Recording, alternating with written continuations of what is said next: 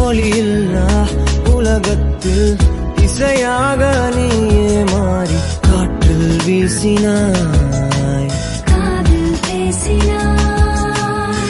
மொழியில்லா மௌனத்தில் விழியாலே வார்த்தை கோர்த்து கண்ணால் பேசினாய், கண்ணால் பேசினாய்.